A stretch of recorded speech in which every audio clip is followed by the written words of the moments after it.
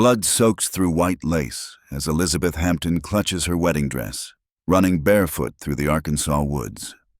The year is 1888, and she's fleeing from the man who was supposed to become her father-in-law.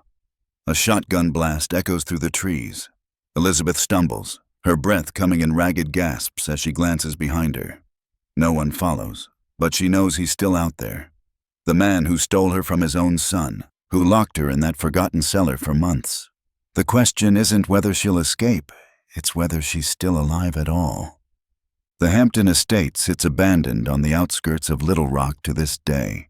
Locals avoid it completely, claiming strange lights flicker in the windows at night, and a woman in a tattered wedding dress can sometimes be seen wandering the property. But the truth about what happened in that house is far worse than any ghost story. I uncovered the original court records from 1888, newspaper clippings yellowed with age, and the forgotten diary of Elizabeth Carter, the young bride who vanished just 2 days before her wedding. This isn't just another haunted tale. It's a true account of obsession, betrayal, and a vengeful spirit that still refuses to rest. In the spring of 1888, 20-year-old Elizabeth Carter arrived in Little Rock from Boston, accompanying her father, a cotton merchant expanding his business into the South. The journey was arduous, but Elizabeth found herself captivated by the rugged beauty of Arkansas. What she didn't expect was to fall for Thomas Hampton, the handsome son of one of the wealthiest landowners in the territory. Their courtship was swift and passionate. Thomas was everything Elizabeth's sheltered Boston upbringing hadn't prepared her for: confident, ambitious, with a wild streak that both terrified and thrilled her.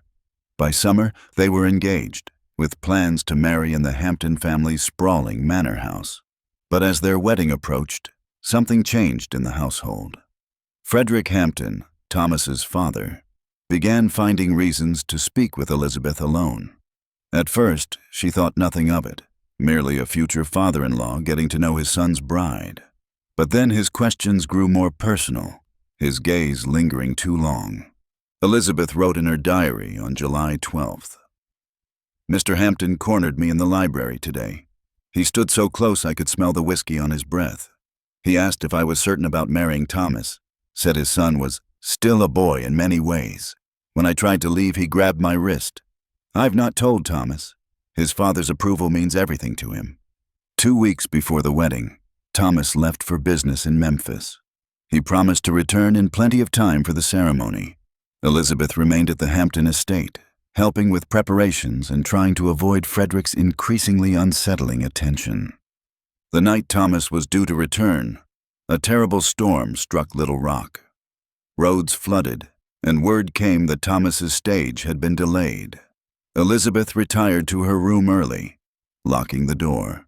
She wrote her final diary entry that night. The house feels wrong somehow. The servants whisper when they think I cannot hear. Mrs. Davis, the housekeeper, warned me not to wander the halls alone. I asked her why, but she wouldn't say more. I hear footsteps outside my door. When morning came, Elizabeth Carter had vanished. Her room was untouched. No signs of struggle, no note explaining her absence.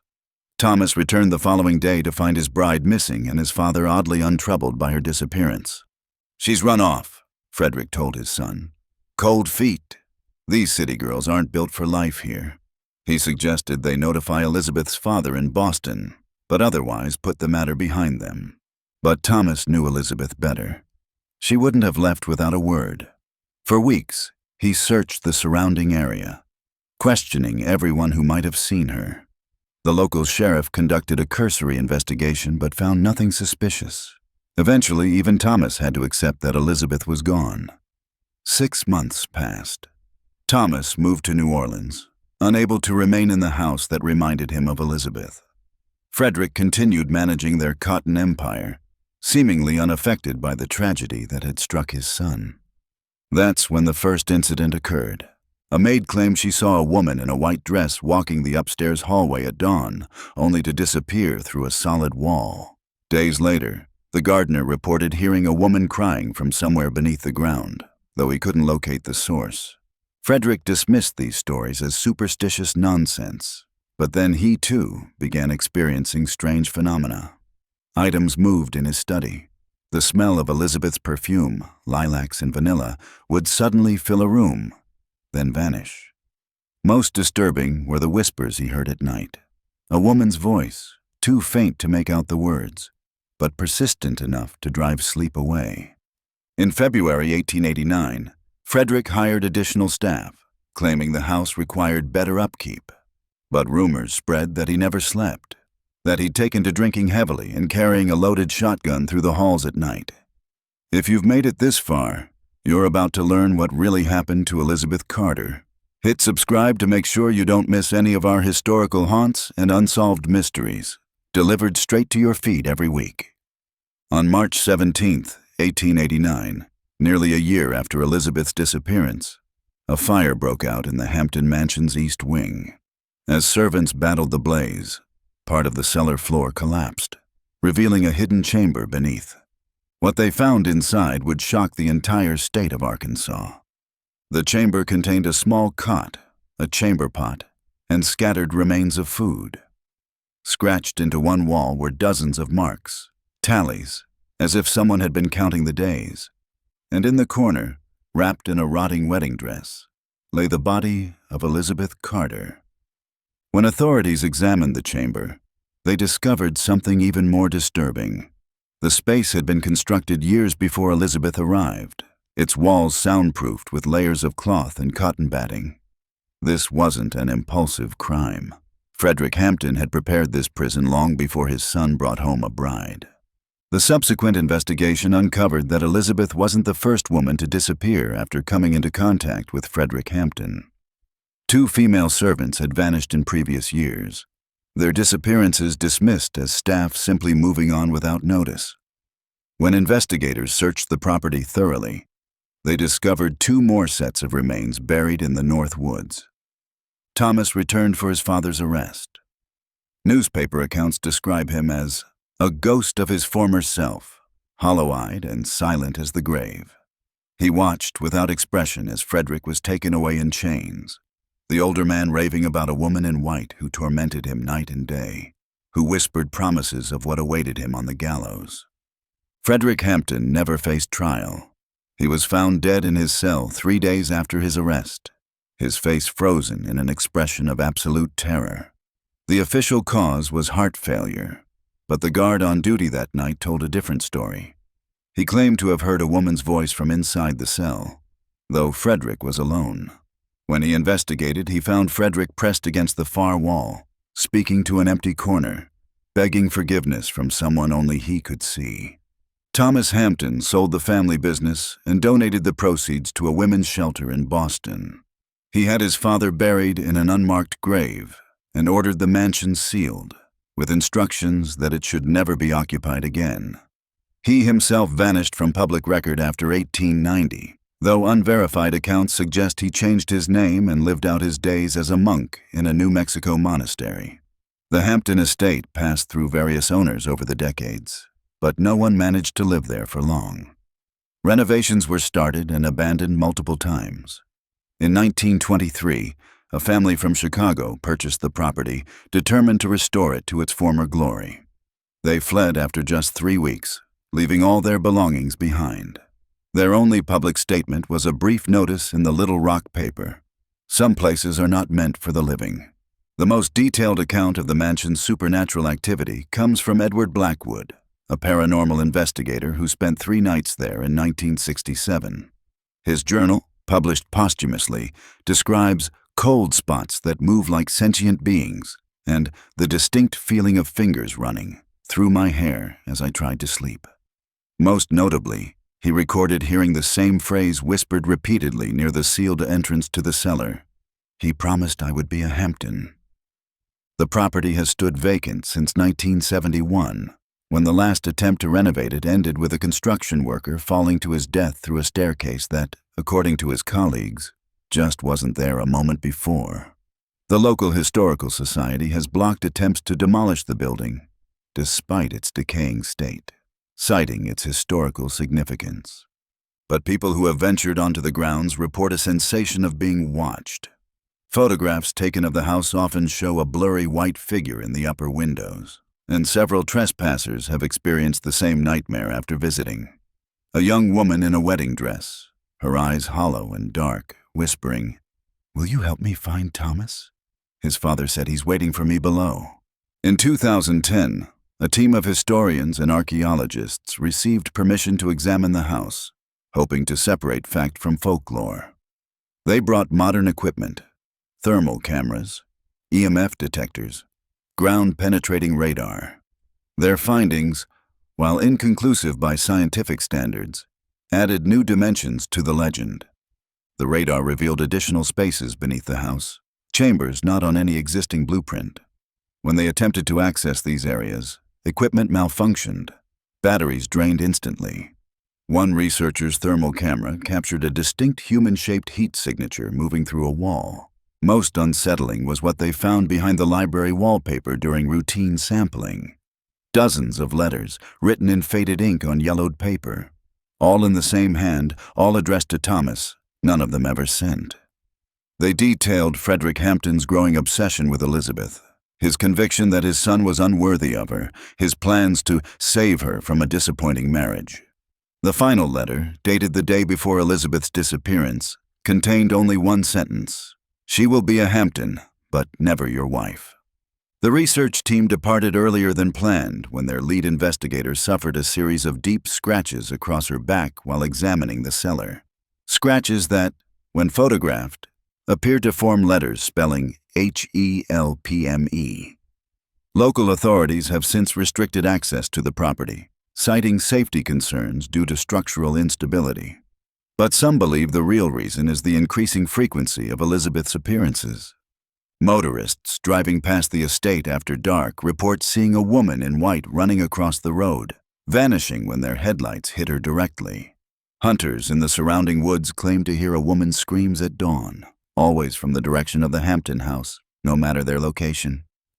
Perhaps most disturbing are the accounts from the few remaining descendants of the original Hampton household staff. They tell of a family curse, passed down through generations. Any firstborn son named Frederick will die before his 30th birthday, always found with the same expression of terror that claimed the original Frederick Hampton in his cell.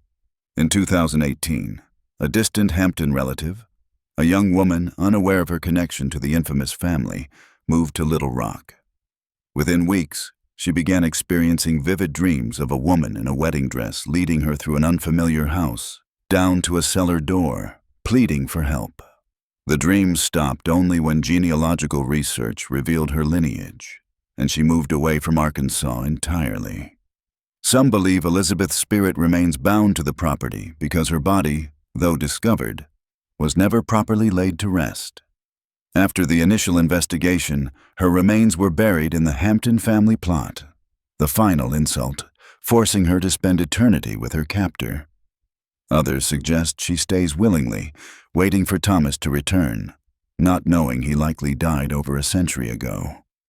The most persistent theory is that Elizabeth isn't haunting the Hampton estate at all, that what people encounter is merely an echo, an imprint of extreme emotion left on a place.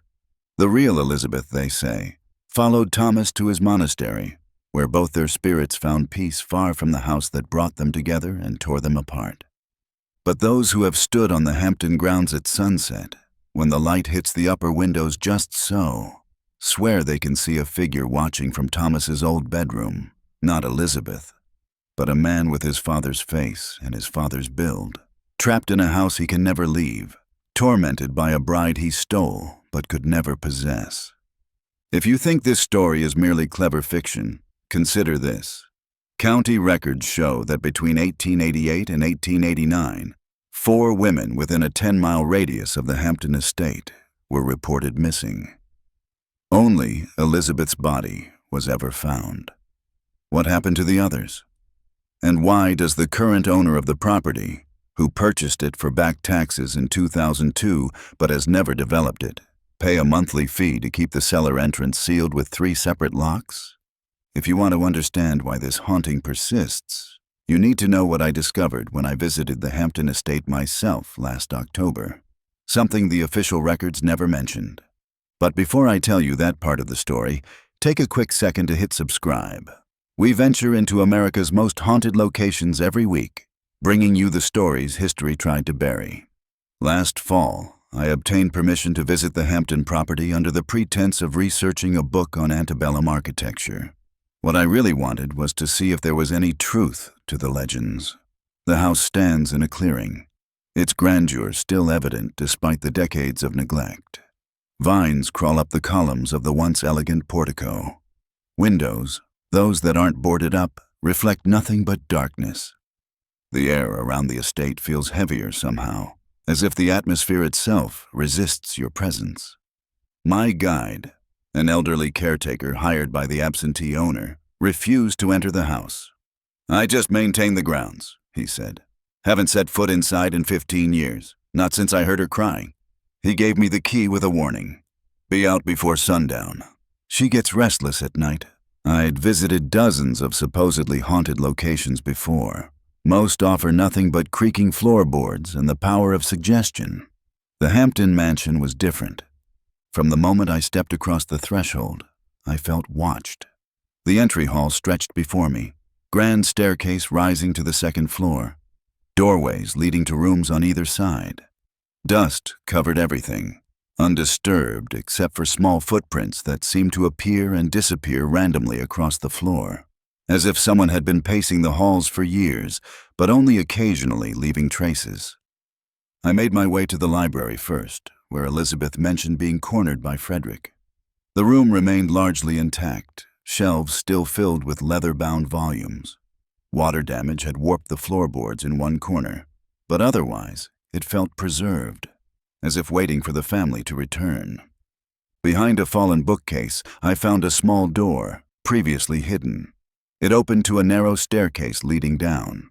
The cellar, not the main cellar where Elizabeth's prison was discovered, but a secondary access point, one not mentioned in any reports. Logic told me not to descend alone into an unstable 130-year-old hidden passage, but I hadn't come this far to turn back. Using my phone's flashlight, I made my way down the stairs, each step creaking ominously beneath my weight.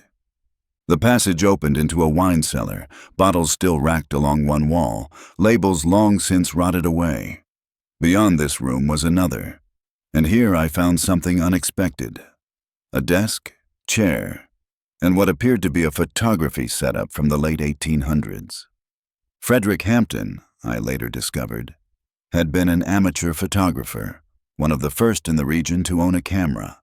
Among his possessions confiscated after his arrest were several photographic plates, but their contents were never detailed in any public record. In the desk drawer, protected from the elements, I found a small leather album. The cover bore a simple inscription, "My Bride." Inside were photographs of Elizabeth, but not the formal portraits you might expect from that era. These were taken without her knowledge. Elizabeth reading in the garden, Elizabeth brushing her hair at her vanity, Elizabeth sleeping. The final pages contained something more disturbing. Photos of a woman who was clearly not Elizabeth, but dressed in Elizabeth's clothes, posed to resemble her. The woman's eyes held a vacant expression, as if drugged or terrified. On the last page was written, "Practice makes perfect." I was so absorbed in this discovery that I didn't notice the temperature dropping until my breath began fogging in front of me. Something cold brushed against my neck, like fingers, but not quite solid. I turned, finding only empty air, but the sensation of being watched had intensified. From upstairs came the sound of footsteps, heavy, measured, a man's stride. Then lighter steps, running. A door slammed. Something shattered. I should have left immediately. Any rational person would have. Instead, I followed the sounds back up the hidden staircase and into the main house. The entry hall had changed. Though I'd been in the house less than an hour, dust had been disturbed everywhere, as if someone had run frantically across the floor. A trail led up the main staircase. At the top of the stairs, I heard it. A woman sobbing. Not the manufactured wail of a ghost tour, but the quiet, desperate weeping of someone trying not to be heard. It came from behind a door at the end of the hall. What happened next, I've replayed in my mind hundreds of times, trying to find a logical explanation. The door opened before I reached it. The room beyond was a bedroom, furnished as it might have been in 1888. A four-poster bed with white linens, a vanity with brushes and combs arranged neatly, and standing at the window, her back to me, was a woman in a wedding dress. "Elizabeth?" I whispered, though I hadn't meant to speak at all. She turned, and I saw her face, not decomposed or ghostly as legend would have it, but beautiful, young, alive. The only sign something was wrong, the dark stain spreading across the bodice of her gown. "He's coming back," she said, her voice surprisingly clear. "He always comes back." From downstairs came the sound of the front door opening, heavy footsteps in the entry hall. The woman, Elizabeth, moved toward me with unnatural speed. Her hand, solid and cold, gripped my wrist. "You shouldn't be here," she whispered. "No one should be here. This house remembers what it witnessed."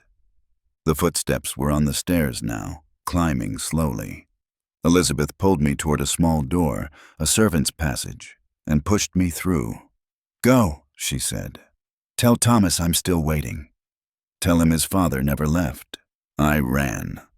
Through narrow corridors and back staircases I couldn't possibly have known existed, but somehow my feet found the way. Behind me I heard a man's voice, deep and commanding. "Elizabeth?" "I know you're helping them. You know what happens when you help them." I burst out a side door into the fading afternoon light. I didn't stop running until I reached my car.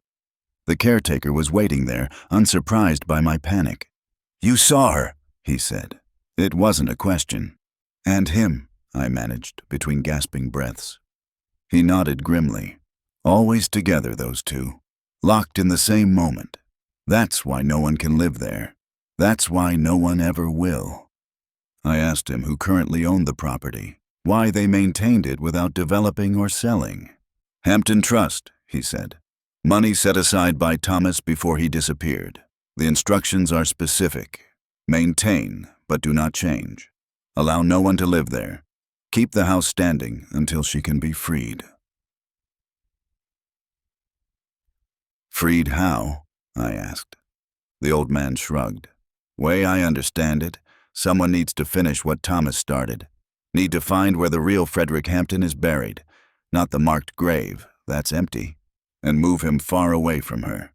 The will said, separate them in death as they should have been in life." As the sun began to set, lights appeared in the upstairs windows of the mansion. Not electric lights. The warm flicker of oil lamps, moving from room to room as if carried by an unseen hand. "Go on now," the caretaker said. "Don't come back after dark. And if you dream of her tonight, don't answer when she calls your name. Don't ever tell her you'll help. That's how he gets new ones." I asked what he meant by new ones, but he wouldn't elaborate. He simply turned and walked toward the small caretaker's cottage at the edge of the property, his final words drifting back to me. "Some hauntings feed on themselves. This one's been feeding for a long time. I haven't been back to the Hampton estate, but Elizabeth has visited me nearly every night since, always in dreams that feel more like memories. She shows me the hidden chambers beneath the house, passages that don't appear on any blueprint.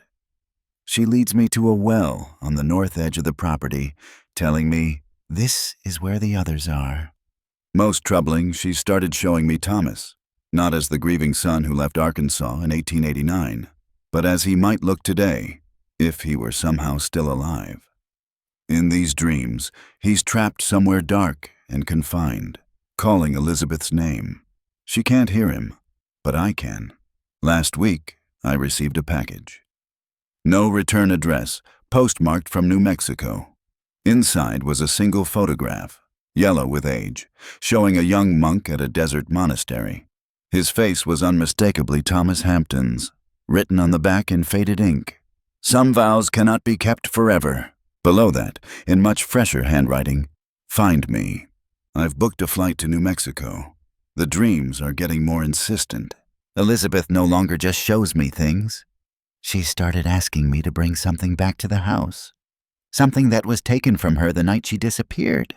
I don't know what I'll find in that desert monastery, but I know this isn't just a haunting anymore. It's a rescue mission, though I'm less and less certain who's rescuing whom. I'll tell you what I discover when I return. If I return. Sleep well tonight, and if you hear footsteps in your hallway, or smell lilacs and vanilla in a room where there are no flowers, don't look too closely at the shadows. Some ghosts are just waiting for an invitation,